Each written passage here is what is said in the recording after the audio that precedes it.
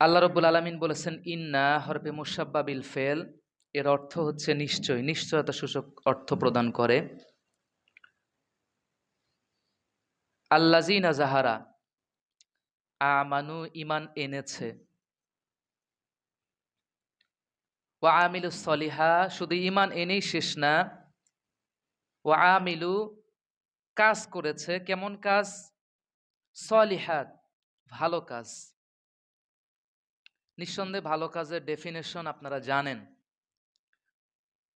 কানাত লাহুম জান্নাতুল ফেরদাউসে নুজুলা, রব্বুল আলামিন বলেছেন তাদের জন্যই জান্নাতুল ফেরদাউস। সুবহানাল্লাহি ওয়া বিহামদিহি। কাজ হলো দুইটা, এক ঈমান আনা লাগবে, ঈমান পাওয়া না, ঈমান আনা। আমি বরাবরই একটা কথা বলি, আমরা ঈমান পেয়েছি এই জন্য আমাদের ঈমানের জোর একটু কম। ঈমান আমাদেরকে আনতে হবে, যতটুকু আছে ঈমান আলহামদুলিল্লাহ। যাদের ঈমান নাই তাদের থেকে আমাদের ভালো আছে, তবে এই ঈমানটাকে আরো পাকাপোক্ত করতে হলে আমাদেরকে ঈমান আনতে হবে। আমরা যেমন ঈমান এনেছিলাম আমানতু বিল্লাহি ওয়া মালাইকাতিহি ওয়া কুতুবিহি ওয়া রাসূলিহি ওয়াল ইয়াউমিল আখিরি ওয়াল কদরি ওয়া খাইরিহি ওয়া শাররিহি মিনাল্লাহি তাআলা ওয়াল বাসি বাদাল মাউত। আমরা ঈমান এনেছি, এগুলো কালিমাগুলো পড়েছি। আল্লাহকে বলেছে আমানতু বিল্লাহ, আল্লাহ আমি ঈমান আনলাম আপনার প্রতি। তো এই রকম যে আমরা যেরকম পড়েছি ঠিক এরকম আমাদেরকে ঈমান আনতে হবে। পৃথিবীতে যারাই ঈমান এনেছে এই ব্যক্তিরাই সফলকাম হয়ে গেছে। তার মধ্যে শ্রেষ্ঠতম উদাহরণ সাহাবায়ে কেরাম রিদওয়ানুল্লাহি তাআলা আলাইহিম আজমাইন। এনারা ঈমান এনেছিল, ঈমান পায় নাই, আমরা পেয়েছি। তো আমরা ঈমান যতটুকু পেয়েছি আলহামদুলিল্লাহ, এটা একটা বোনাস বেনিফিট। আমাদেরকে ঈমান আনতে হবে। ঈমান আনার পর ২ নম্বর কাজ হচ্ছে ওয়া আমিলুস সলিহা, ভালো কাজ করা লাগবে। ভালো কাজের অনেক সংজ্ঞা। ঠিক এই ভালো কাজের মধ্যে একটা খুব সুন্দর বরকতপূর্ণ একটা ভালো কাজের কথা আজকে বলবো। গত জুম্মায় বলেছিলাম, যতটুকু থেকে শেষ করেছি গত জুম্মায়, এখান থেকে আজকে একটু আপনাদেরকে বলার চেষ্টা করব। মহতারাম হাজিরিন, এটা নেন তো মহাজন সাহেব। মহতারাম হাজিরিন, রব্বুল আলামিন আমাদেরকে মহিমান্বিত কিছু মাস দিয়েছিলেন। আপনাদের মনে আছে কিনা জানি না, একটু রিমেম্বার করি। এই মহিমান্বিত মাসের মধ্যে শ্রেষ্ঠতম মাস হচ্ছে রমজান মাস। এরপরে ২ নম্বর যে মাস, এটা হচ্ছে, বলেন তো মনে নাই? শাবান। এরপরে রজব। তাহলে রমজানের পরে শ্রেষ্ঠতম মাস, বরকতময় মাস হিসেবে রব্বুল আলামিন আমাদেরকে যেটা দিয়েছেন সেটা হলো শাবান মাস। আর এই শাবান মাসের মধ্যেই রব্বুল আলামিন একটা রাত্রি দিয়েছেন, যেটাকে বলা হয় হাদিসের পরিভাষা, এটা হচ্ছে লাইলাতুন নিসফে মিনাশ শাবান। লাইলুন শব্দের অর্থ হলো রাত, নিসফুন শব্দের অর্থ হলো, কে বলতে পারবেন? সমতা। মিনাশ শাবান, শাবান মাসের সমতা, দুই দিক থেকে সমতা করেন তাহলে মধ্য শাবান আসে, অর্থাৎ 14 তারিখ দিবাগত রাত্রি। লাইলাতুন নিসফে মিনাশ শাবান, এই শাবান মাসের মধ্যরাত্রির কথা রব্বুল আলামিন বলেছেন। এটাকে আমরা বলি শবে বরাত বা লাইলাতুল বরাত। আসেন আমরা এই শবে বরাত শব্দের অর্থটা কি এটা একটু জেনে আলোচনা শুরু করব ইনশাআল্লাহ। শবে বরাত আমরা এটা বলি। লাইলাতুল বরাত মানে হচ্ছে, লাইলুন শব্দের অর্থ রাত্রি, বরাত মানে হচ্ছে নিষ্কৃতি পাওয়া, মুক্তি পাওয়া। আর যদি বলেন শবে বরাতের অর্থ কি, শব শব্দটি এসেছে হলো ফার্সি ভাষা থেকে, এটা বাংলাও না আরবিও না, ফার্সি। এর অর্থ হচ্ছে ওই একই, রাত্রি, নাইট। আর বরাত শব্দের অর্থ হচ্ছে নিষ্কৃতি পাওয়া, মুক্তি পাওয়া। তাহলে এই শবে বরাত বা লাইলাতুল বরাত শব্দের অর্থ হচ্ছে নিষ্কৃতি পাওয়ার রাত্রি, মুক্তি পাওয়ার রাত্রি। এটা হচ্ছে এর শাব্দিক অর্থ। মহতারাম হাজরিন, আমাদের দেশে এটা নিয়ে একটু মত পার্থক্য আছে। কেউ বলেন শবে বরাত পালন করা বেদাত, যাবে না। আবার কেউ বলেন যাবে। এটা নিয়ে একটু মত পার্থক্য আছে। আমাদের সালাফি মানহাজের কিছু ওলামায়ে কেরামের মধ্যে মত পার্থক্য আছে। তো সালাফি মানহাজের তিনটা আলেমের উদ্ধৃতি দিয়ে আমি আলোচনাটা একটু শুরু করবো। মুহতারাম হাজিরিন, শাইখুল হাদিস ইবনে তাইমিয়া রাদিয়াল্লাহু রহমতুল্লাহি আলাই 728 হিজরিতে তিনি মৃত্যুবরণ করেছেন। উনি, ওনার কিতাবের নাম হচ্ছে মাজমুউল ফাতাওয়া।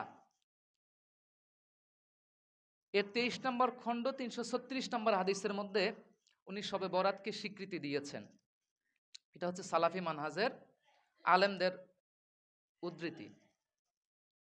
2 নম্বর, আরেকজন আলেম, ইনি হচ্ছেন শাইখ আব্দুর রহমান মোবারকপুরি রহমতুল্লাহ আলাই, যিনি মৃত্যুবরণ করেছেন 1353 হিজরি।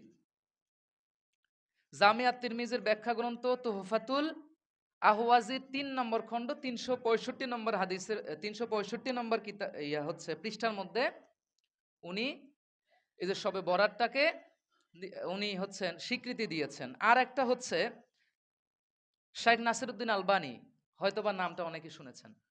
শাইখ নাসিরউদ্দিন আলবানী সিলসিলাতুল আহাদিস সহিহা, সিলসিলাই সহিহা, এটা একটা সহিহ হাদিসের কিতাব। আপনারা হয়তোবা অনেকে জানেন, আমরা সিয়াসাত্তার কিতাব এগুলাই প্রসিদ্ধ আমরা জানি, কিন্তু না, সিলসিলাই সহিহা এটা হচ্ছে একটা সহিহ হাদিসের কিতাব। মোহতারাম হাজরিন, এর 3 নম্বর খণ্ড 138 এবং 139 নম্বর পৃষ্ঠার মধ্যে উনি বলেছেন, এই রাত্রে রব্বুল আলামিন সমস্ত মাখলুকের, অর্থাৎ লাইলাতুন নিসফে মিনা শাবান, শবে বরাত। শুনেন, আমি এই কথাগুলো বলতেছি কারোর সাথে দ্বন্দ্ব লাগানোর জন্য না। আমরা হানাফি স্কুল অফ থট অনুযায়ী আমরা আমল করি। সালাফি মানহাজ অনুযায়ী তারা যেটাকে বেদাত বলে, আমি জাস্ট এতটুকু শুধু আপনাদেরকে বললাম যে ওনাদের কিছু কিছু আলেমও এটাকে স্বীকৃতি দেয়। এটার উদ্ধৃতিটা আমি আপনাকে দিলাম, কিতাব নাম্বার, পৃষ্ঠা নাম্বার সহ। এটা রেকর্ড হচ্ছে, আমি জানি এবং পড়াশোনা করেই এসেছি। আপনারা চাইলে কিতাবগুলো দেখবেন, দেখে এগুলো বের করে দেখবেন। মোহতারাম হাজরিন, তো শাইখ নাসিরউদ্দিন আলবানী রাহমাহুল্লাহ উনি বলেছেন, এই রাত্রে রব্বুল আলামিন সমস্ত মাখলুক তথা সৃষ্টির প্রতি মনোনিবেশ করেন, সমস্ত সৃষ্টির দৃষ্টি আকর্ষণ করেন, সমস্ত সৃষ্টির প্রতি উনি তাকান এবং তিনি এই রাত্রে প্রত্যেকটা মাখলুককে ক্ষমা করে দেন, শুধু 2 শ্রেণীর মানুষ ব্যতীত। এক, যারা রব্বুল আলামিনের সাথে শিরক করে, যারা মুশরিক। আর 2, যারা মানুষের সাথে বিদ্বেষ পোষণ করে, যারা অন্তরের মধ্যে অহংকার পুষিয়ে রাখে। কথা বুঝতে পেরেছেন? এটা গায়রে মুকাল্লিদের ইমাম, সালাফি মানহাজের একজন ইমাম শাইখ নাসিরউদ্দিন আলবানীর সিলসিলায়ে সহিহা 3 নম্বর খণ্ড 138 এবং 39 নম্বর হাদিস। মোহতারাম হাজিরিন, তাহলে রব্বুল আলামিন এই যে লাইলাতুন নিসফে মিনা শাবান, এই রাত্রের মধ্যে সবাইকে ক্ষমা করে দেয়, শুধুমাত্র শিরক করা আর বিদ্বেষ পোষণ করা যাদের অন্তরের মধ্যে অহংকার আছে। তাহলে চিন্তা করেন এই অহংকার কত বড় গুনাহ। আর শিরক তো ইন্না শিরকা লা যুলমান আযীম, আল্লাহ রাব্বুল আলামিন নিজেই বলেছেন শিরক হচ্ছে সবথেকে বড় অন্যায়, সবথেকে বড় জুলুম। এটা নিয়ে কথা বলেছি, এটা নিয়ে কথা বলার আর কিছু নাই। সম্মানিত উপস্থিতি, এবার আমরা একটু জানবো হাদিসের আলোকে এই শবে বরাতের ফজিলত কতটুকুন, আসলে এটার ফজিলত আছে কি নাই। সম্মানিত উপস্থিতি, সুনান ইবনে মাজা, এটা একটা হাদিসের কিতাব, 1390 নম্বর হাদিস। সহি ইবনে হিব্বান 5665 নম্বর হাদিস। রাবি হচ্ছেন আবু মুসা আশআরি। আবু মুসা আশআরি থেকে বর্ণিত হাদিসটি। এই হাদিসটি হচ্ছে পূর্বে যে হাদিসটা বললাম ওই হাদিসই। এই রাত্রে রব্বুল আলামিন সমস্ত সৃষ্টির প্রতি মনোনিবেশ করেন, সবাইকে ক্ষমা করে দেন, শুধুমাত্র যারা শিরক করে এবং অন্তরে বিদ্বেষ পোষণ করে এদেরকে ছাড়া। তাহলে বোঝা গেল এই রাত্রের মধ্যে যদি রব্বুল আলামিনের কাছে আমরা তওবা করি বা ক্ষমা প্রার্থনা করি, তাহলে রব্বুল আলামিন আমাদেরকে ক্ষমা করে দিবেন, এটা আশা করা যায়। সম্মানিত উপস্থিতি, আরেকটা হাদিস, এটা জামিয়া তিরমিজির মধ্যে কোট করা হয়েছে, 739 নম্বর হাদিস। আজকে শুধু হাদিসই বলবো, আর কিছু না। হযরতে আয়েশা সিদ্দিকা রাদিয়াল্লাহু তাআলা আনহা থেকে বর্ণিত, উম্মুল মুমিনিন আয়েশা সিদ্দিকা রাদিয়াল্লাহু তাআলা আনহা তিনি বর্ণনা করেছেন, এক রাত্রে আমি দেখলাম আল্লাহর নবী বিছানায় নাই। তো ওনাকে আমি খুঁজতে খুঁজতে মসজিদুল বাকি পর্যন্ত গেলাম, জান্নাতুল বাকি পর্যন্ত গেলাম। গিয়ে দেখলাম আল্লাহর নবী ওইখানে দাঁড়িয়ে আছেন। আমাকে দেখে আল্লাহ নবী বলেন, আয়েশা তুমি কি মনে করেছো আল্লাহর নবী তোমার প্রতি অবিচার করেছেন, তোমার প্রতি জুলুম করেছেন? কারণ আল্লাহর নবী তো বিবি অনেকগুলো ছিলেন, তার মধ্যে আজকে রাত্রে থাকার কথা ছিল আয়েশা সিদ্দিকা রাদিয়াল্লাহু তাআলা আনহার সাথে। তো উনি মনে করলেন যে হয়তোবা আল্লাহর নবী আমার কাছ থেকে, আমার ঘর থেকে বের হয়ে অন্য কোনো বিবির ঘরে গিয়েছেন। তো আল্লাহর নবী ওনার মনের অবস্থাটা বুঝতে পেরে বললেন, তুমি কি মনে করেছো যে আল্লাহর নবী তোমার সাথে অবিচার করেছে? না, এমনটা ভাবার দরকার নাই। বরং তুমি জানো আজকে এই যে শবে বরাত, লাইলাতুল বরাতের 14তম রজনী পার হয়ে 15তম রজনী, অর্থাৎ আরবি মাসগুলো আসে হচ্ছে আগে রাত থেকে, আরবি দিনগুলো রাত থেকে শুরু হয়, দিন পরে আসে। তো 14 তারিখ দিবাগত দিন পার হয়ে রাত্র এসেছে, ওই রাত্রের কথা। তো উনি বললেন, তুমি কি জানো যে আজকের রাত্রের কিরকম ফজিলত? তো বলি, ইয়া রাসূলুল্লাহ না, আজকের রাত্রের ফজিলতটা কি? বললেন, রব্বুল আলামিন আজকের এই রাত্রে সবাইকে ক্ষমা করে দেন যাদের অন্তরে শুধু অহংকার, হিংসা এগুলো নাই, যাদের অন্তরের ভিতরে আল্লাহর প্রতি শিরক আছে, অহংকার আছে, মানুষের প্রতি ঘৃণা আছে, এদেরকে ক্ষমা করে দেন না, বাকি সবাইকে ক্ষমা করে দেন। এবং রব্বুল আলামিন এই রাত্রে অগণিত রহমত বর্ষণ করেন, আর আল্লাহ রব্বুল আলামিন যাকে চান তাকে ক্ষমা করে দেন। সুবহানাল্লাহি ওয়া বিহামদিহি। মুহতারাম হাজিরিন, এই হাদিসটা জামিয়া তিরমিজি ছাড়াও মুসনাদে আহমদের 26,028 নম্বর, 26028 নম্বর হাদিসের মধ্যে কোট করা হয়েছে। প্রিয় উপস্থিতি, এরপর আরেকটা হাদিস বর্ণনা করি। আগেই বলি এটা হচ্ছে দুর্বল হাদিস, জয়ীফ হাদিস। সুনানি ইবনে মাজার হাদিস নাম্বার 1388 নম্বর হাদিস। আলী ইবনে আবি তালিব রাদিয়াল্লাহু তাআলা আনহু থেকে বর্ণিত, তিনি বলেন রাসূলুল্লাহ সাল্লাল্লাহু আলাইহি সাল্লাম বলেছেন, শাবান মাসের 15 তারিখ যখন আসে তোমরা এই রাত্রে 14 তারিখ দিবাগত রাত্রে রোজা আদায় করো, নামাজ পড়ো, এবং 15 তারিখ দিনে রোজা আদায় করো। আর এই রাত্রে রব্বুল আলামিন প্রথম আসমানে আসেন আর মাখলুকদেরকে, সৃষ্টিদেরকে আহ্বান করেন, কে আছে আমার কাছে পাপ মোচনের জন্য দোয়া করবে? আমার কাছে চাও, আমি পাপ মোচন করব। কে আছে অভাবগ্রস্ত, অভাব মোচনের জন্য আমার কাছে দোয়া করবে, আমি আল্লাহ রব্বুল আলামিন তার অভাবকে মোচন করে দিব। সুবহানাল্লাহি ওয়া বিহামদিহি। কার কি দরকার রব্বুল আলামিন আহ্বান করেন যে কার কি প্রয়োজন আমার কাছে চাও, আমি প্রত্যেকটা প্রয়োজন মিটাই দিব। সম্মানিত উপস্থিতি, এটা সুনানি ইবনে মাজার 1388 নম্বর হাদিসের মধ্যে উল্লেখ আছে। মুহতারাম হাজিরিন, এরপর আসেন মুসনাদে আব্দুর রাজ্জাকের মধ্যে একটা হাদিস আছে, এটা জয়ীফ হাদিস, 8175 নম্বর হাদিস। আব্দুল্লাহ ইবনে উমর রাদিয়াল্লাহু তাআলা আনহু থেকে বর্ণিত হাদিসটি।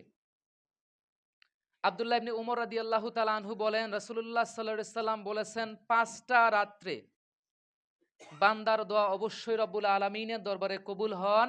এর মধ্যে একটা হচ্ছে লাইলাতুন নিসফে মিনাশ শাবান, শাবান মাসের মধ্য রজনী। তাহলে এ থেকে বোঝা যায় শাবান মাসে আমরা দোয়া করলে রব্বুল আলামিন, শাবান মাসের মধ্য রজনীতে দোয়া করলে রব্বুল আলামিন আমাদের দোয়াগুলোকে কবুল করে নেন। মুহতারাম হাজিরিন, তাহলে এই যে রাতটা লাইলাতুন নিসফে মিনাশ শাবান, এই রাতটা অধিক মর্যাদাপূর্ণ।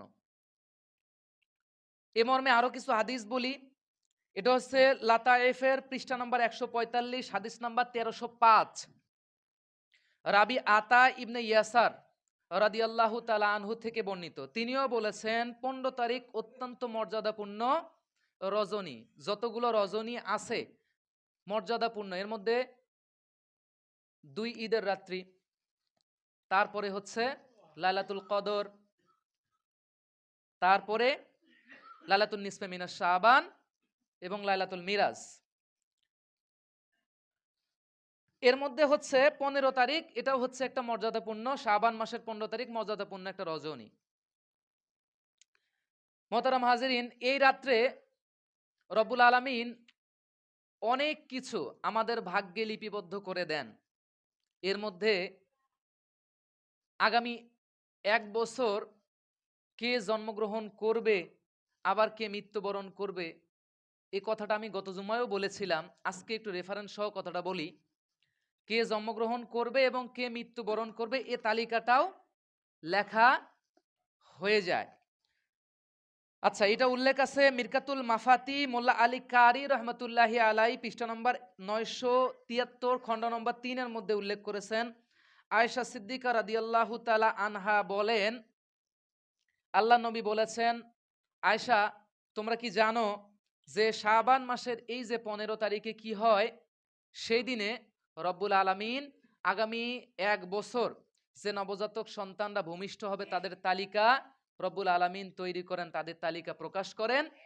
আর আগামী 1 বছরে কে মৃত্যুবরণ করবে এই তালিকাটা মালাকুল মউত হযরতে আজরাইল আলাইহিস সালাতুস সালামের হাতে তুলে দেন, এবং কে কতটুকু আগামী বছর রিজিক পাবে এটাও রব্বুল আলামিন এই দিনে এই রাত্রেই লিপিবদ্ধ করে দেন।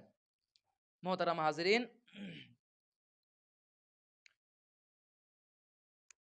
তাহলে বোঝা গেল এই রাতটা অত্যন্ত গুরুত্বপূর্ণ এবং ফজিলতপূর্ণ রাত। আর এই রাত্রে রব্বুল আলামিন রহমত বর্ষণ করেন, এই কথা উল্লেখ আছে লাতাইফুর মারিফ গ্রন্থ 137 নম্বর পৃষ্ঠা। উমর বিন আব্দুল আজিজ রাদিয়াল্লাহু তাআলা আনহু রাবি, তিনি বলেছেন বছরের 4টা রাত্রে প্রচুর রহমত বর্ষণ হয় আকাশ থেকে। এর মধ্যে একটা হচ্ছে লাইলাতুন নিসফে মিনাশ শাবান। মোহতারাম হাজিরিন, এতগুলো মর্যাদাপূর্ণ এবং ফজিলতপূর্ণ রাতের কথা আমি আপনাদেরকে বললাম, এরপরেও যদি এই যে মর্যাদাপূর্ণ রাতটাকে আমরা অবহেলায় কাটাই দেই, ইবাদত না করি, তাহলে আমার মনে হয় আমাদের মতো কপাল পোড়া জাতি আর কেউ নাই। এটা তো বোনাস। আমরা নিয়মিত ইবাদত গুলো করব, এর পাশাপাশি বোনাস হিসেবে রব্বুল আলামিন যে রাতগুলো, যে সময়গুলো, যে ক্ষণগুলো, যে দিনগুলো আমাদেরকে দিয়েছেন, এগুলো আমরা কাজে লাগাবো। তাহলে এই জন্যই তো রব্বুল আলামিন বলেছেন, ইন্নাল্লাযিনা আমানু ওয়া আমিলুস সলিহা কানাত লাহুম জান্নাতুল ফিরদাউসি নুজুলা। এগুলোই তো ভালো কাজ, এগুলোই তো ভালো আমল, এগুলো করলেই তো আল্লাহ রব্বুল আলামিন আমাদেরকে জান্নাতে প্রবেশ করাবেন, তাছাড়া না। সম্মানিত উপস্থিতি, আল্লাহ রব্বুল আলামিন তো সবাইকে ক্ষমা করবেন এ রাত্রে। যাদেরকে ক্ষমা করবেন না তার মধ্যে শিরকারী এবং যারা অন্তরের মধ্যে বিদ্বেষ পোষণ করে, এরা ছাড়াও আরো কিছু ব্যক্তি আছে যাদেরকে রব্বুল আলামিন ক্ষমা করবেন না। বলে দিব? আচ্ছা, শুনেন। 1 নম্বর হচ্ছে শিরকারী এবং বিদ্বেষ পোষণকারী, এটা গেল। এবার 2 নম্বর আসেন, যারা টাকনুর নিচে কাপড় পরিধান করে। খুবই গুরুত্বপূর্ণ। আমরা এটাকে ফ্যাশন মনে করি, ফ্যাশন মনে করি না। টাকনুর নিচে কাপড় পরিধান না করলে মনে হয় যে কেমন আমি গাইয়া গাইয়া ভাব, গ্রামের খেয়াত আসছি। টাকনুর নিচে কাপড় পরিধান করতে পারলেই নিজেকে খুব সুশীল সমাজের মানুষ হিসেবে মনে করি, কিন্তু না, এটা যে কত বড় গুনাহ এটা আমরা মনেও করি না। এটা নিয়ে কথা বলবো ইনশাল্লাহ। তবে এতটুকু জানার দরকার যে টাকনুর নিচে কাপড় পরিধান করা এটা অত্যন্ত গুনাহ, শুধু গুনাহ না, কবিরা গুনাহ।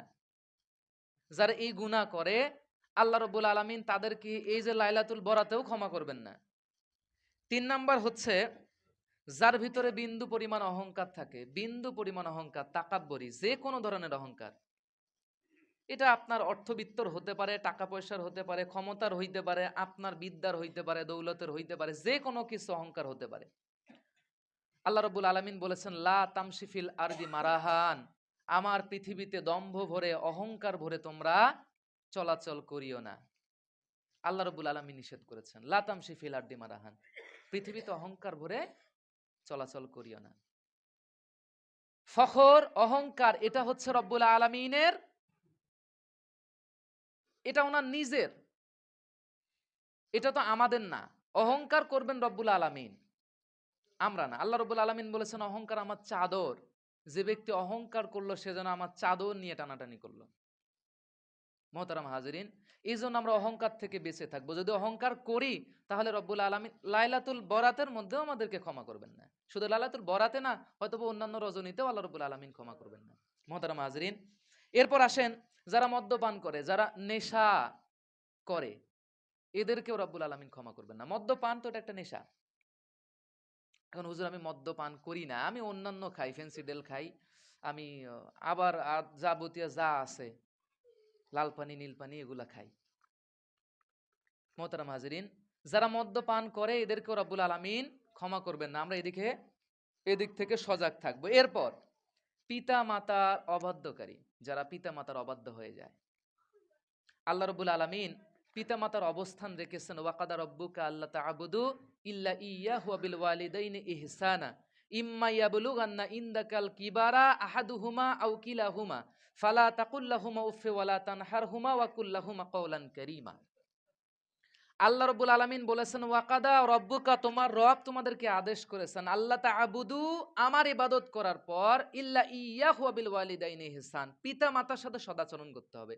তাহলে দেখেন, আল্লাহর ইবাদতের পরে যে 2 নম্বর গুরুত্বপূর্ণ, শুধু ফরজ না, এটা গুরুত্বপূর্ণ ফরজ, এটা ইবাদত, ফরজ ইবাদত হচ্ছে পিতা মাতার সাথে সদাচরণ করা, পিতা মাতার অবাধ্য না হওয়া।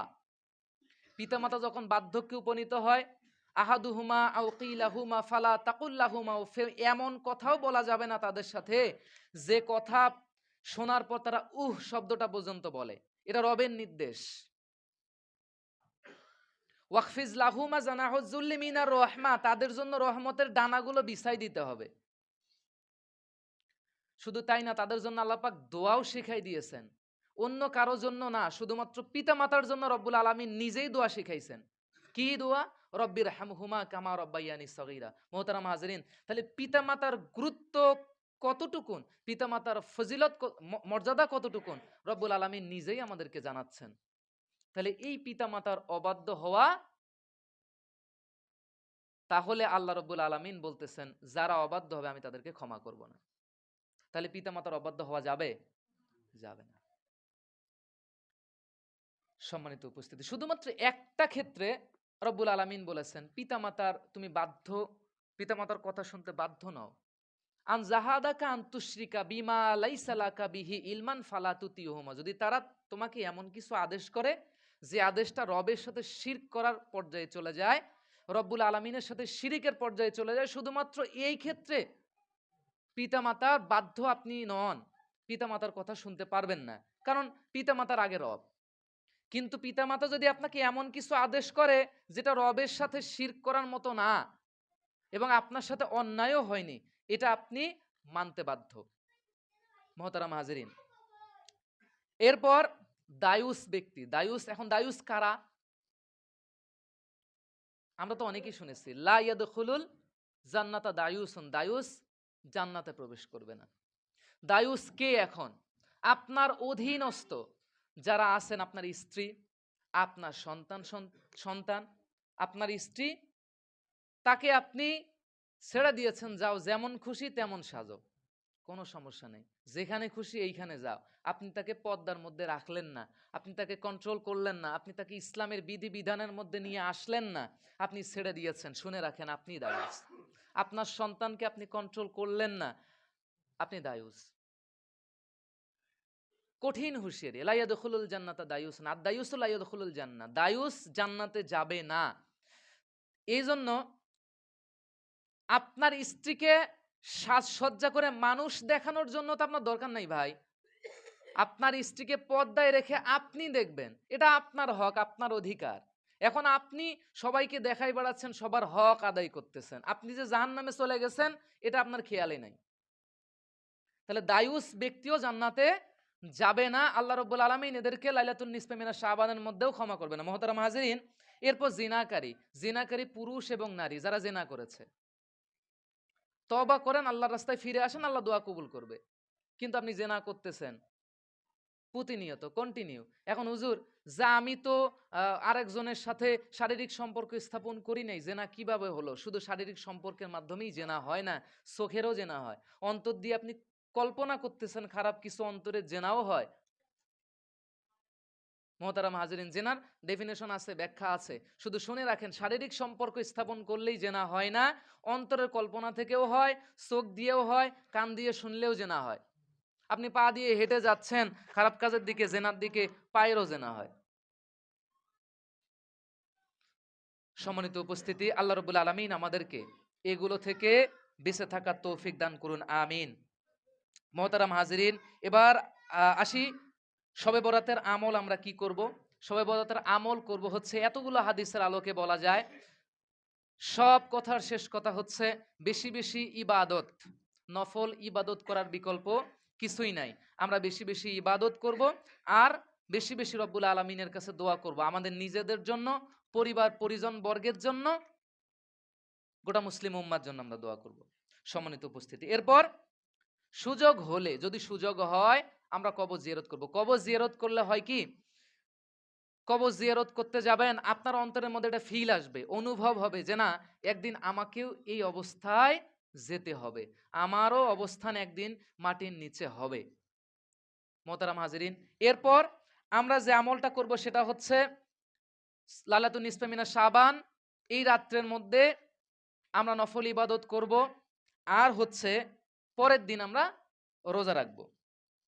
মোহতারাম হাজিরিন, এরপর আমরা ইতোপূর্বে যা গুনাহগুলো করেছি, এই গুনাহগুলো থেকে পরিত্রাণ পাওয়ার জন্য আমরা তওবা করতে পারি এই রাত্রের মধ্যে। এগুলোই হচ্ছে কাজ, লাইলাতুল বরাতের আমল। এছাড়াও আরো হয়তো কোরআন তিলাওয়াত আপনি করতে পারেন, এগুলো আমলও করতে পারেন। সম্মানিত উপস্থিতি, যা করা যাবে না, করা তো যাবে, এখন করা যাবে না কি কি এটা বলি। এই যে সবে বরাত কে কেন্দ্র করে কিছু প্রচলিত কিছু প্রথা, কিছু নিয়ম আছে, যে এই রাত্রের মধ্যে 12 রাকাত নামাজ পড়তে হবে, বা এত রাকাত নামাজ পড়তে হবে। সাবধান, নির্দিষ্ট করে কোনো আমল এই রাত্রে নাই। শুনে রাখেন, নির্দিষ্ট করে কোনো আমল লাইলাতুল বরাতে নাই। আপনি নফল ইবাদত আপনি 100 রাকাতও পড়তে পারেন, 1000ও পড়তে পারেন, 2 রাকাতও পড়তে পারেন, নাও পড়তে পারেন। আপনি যদি পড়েন, তাহলে এই যে এতগুলো ফজিলত আপনি শুনলেন, এগুলো আপনি পাবেন, না পড়লে তো গুনাহ হবে না। তো সুতরাং ইবাদতকে খাস করে নেওয়া যাবে না, যে এই রাত্রে এই পরিমাণ ইবাদত করতেই হবে, এটা খাস করে নেওয়া যাবে না, এটা বিদাত। খাস করে নেওয়াই বিদাত। সম্মানিত উপস্থিতি, তাহলে যে যতটুকু, যার যতটুকু শরীরে কুলায়, সামর্থ্য আছে, কারো সারা রাত্রে যদি শরীরে কুলায় সারা রাত পড়বে, সমস্যা নাই। যদি কারো মনে হয় যে না আমার শরীর খারাপ, আমি পড়বো না, সেটা তার ব্যাপার। যদি কারো মনে হয় না আমি 2 রাকাত 4 রাকাত পড়বো, পড়তে পারেন। আচ্ছা, এরপর কি করা যাবে না, এই রাত্রিকে কেন্দ্র করে বা এই দিনকে কেন্দ্র করে বাতি জ্বালানো, আলোক সজ্জা করা যাবে না, এটা করতে পারবেন না, এগুলো হারাম। এরপর আরেকটা গুরুত্বপূর্ণ কথা, এটা বললে এখন বলবেন হুজুর এইটা মাসলাই ধরলেন, হালুয়া রুটির ব্যবস্থা এই দিনকে কেন্দ্র করে করা যাবে না ভাই। আমি এটা বলি নাই যে আপনার খাওয়া যাবে না, হ্যাঁ খাওয়া যাবে, এইটা দিনকে কেন্দ্র করে না। কথা বুঝতে পারছেন, যে এই যে 15 তারিখ এই দিন হালুয়া রুটি না করলে কি, আমার বাপ দাদাই করে আসছে আমিও করি, ভাই বাপ দাদাই করে আসছে আপনিও করেন, যদি এই প্রথায় আপনি থাকেন থাকেন, আমার দরকার মাসলা বল, আমি বলতেছি এই দিনকে কেন্দ্র করে হালুয়া রুটি করা যাবে না। আপনি আগের দিন করেন, পরের দিন করেন, মাসের অন্যান্য দিন করেন, বছরে প্রতিদিনই করেন, সেটা ভিন্ন কথা, কিন্তু এই দিনকে কেন্দ্র করে করা যাবে না। বুঝাইতে পারছি? আচ্ছা, এরপর এই দিনটাকে কেন্দ্র করে আপনি নতুন কাপড় পরিধান করতে পারবেন না। মানে আমার যেগুলো আমার জ্ঞানে আসছে, আমি যেগুলো চোখে দেখছি, আমি এগুলো কোট করছি, এগুলো ছাড়াও বাকি হয়তো আরো থাকতে পারে। আর এই রকম বিশ্বাস রাখা যাবে না, এটা আমাদের সমাজের মানুষের বিশ্বাস, যে এই রাত্রে মোর্দা যে যারা মারা গেছে, এদের মনে হয় রুহ বাড়িতে আসে, বাড়িতে এসে দরজায় ঘোরাঘুরি করে। হ্যাঁ, অনেক অনেক মানুষের এটা অন্তরের ধারণা, আপনাদের না থাকতে পারে, অনেক মানুষের অন্তরের ধারণা। বাড়িতে এসে ঘোরাঘুরি করে, একটু আলোকসজ্জা দেই ঘরের মধ্যে, যে ঘরে মৃত ব্যক্তি ছিল এই ঘরে একটু আগরবাতি দেই, সুগন্ধি দেই, তারপরে ঘরটা একটু নেপি, তারপরে হচ্ছে আলোকসজ্জার ব্যবস্থা করি। এগুলো করা যাবে না ভাই, এগুলো বেদাত, একেবারেই বেদাত, এগুলো করা যাবে না। কুল্লু বিদাতে দালালা ওয়া কুল্লু দালালাতিন ফিন্নার, প্রত্যেক বেদাতই পথভ্রষ্টতা এবং প্রত্যেক পথভ্রষ্টতাই জাহান্নাম। তাহলে এই দিনকে কেন্দ্র করে কি বলা হলো, নির্দিষ্ট করে কোনো আমল খাস করে নেওয়া যাবে না। আপনি আমল করবেন, নফল ইবাদত করবেন, নফল নামাজ পড়বেন, তারপরে হচ্ছে তাসবিহ তাহলিল পড়বেন, কোরআন তেলাওয়াত করবেন, কিন্তু স্পেশাল কিছু কাজ, হালুয়া রুটি, আলোকসজ্জা ইত্যাদি ইত্যাদি যেগুলো বললাম এগুলো করা যাবে না, এগুলো বেদাত। আল্লাহ রাব্বুল আলামিন আমাদের সকলকে এ থেকে বাঁচার তৌফিক দান করুন, বলি আমিন। এবং যতটুকু আলোচনা করেছি রেফারেন্স সহ যদি কোনো সমস্যা হয় আপনি ইউটিউবে দিব, আগামী কালকে আপনি ওখান থেকে দেখে নিয়েন, দলিলগুলো মিলাই নিয়েন।